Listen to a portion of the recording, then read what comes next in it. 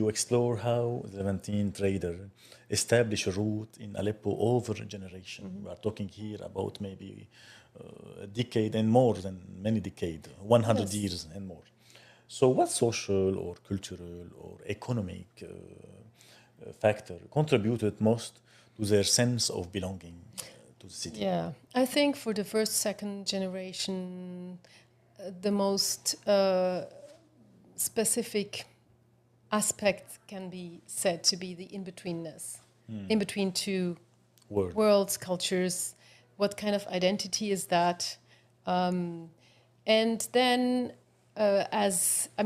marriage pattern changed as more and more descendants of these families would marry Syrians, and then also we reached the 20th century where Syria became country. Yeah, exactly. So then I think they became less Levantine, more Syrian. Like Syrian. Yes. Okay. Yeah, and there's also a thing with languages. So if I take the example of the Poche family, the first Poche arriving in Aleppo at the beginning of the 19th century, he was of Austrian origin, Bohemian origin, speaking German. Already his kids didn't speak German anymore.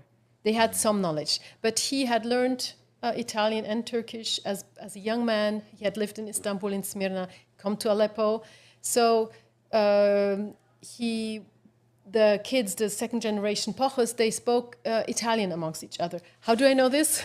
Because I see the letters they wrote to each other in Italian. Yes, then I see, they knew French because most of their commercial correspondence with foreigners is in French or consular correspondence. Exactly. So I can say for sure they knew English, French, Arabic, and some Turkish, Ottoman. How much they really knew, I don't know, but I know that they knew these languages. Some the little, Yes, so for them, of course, it was of interest to keep the connections with Europe because for their work and commerce, that was necessary and good. They wanted to keep the access to the nationalities, to privileges. So I know the men, they would travel.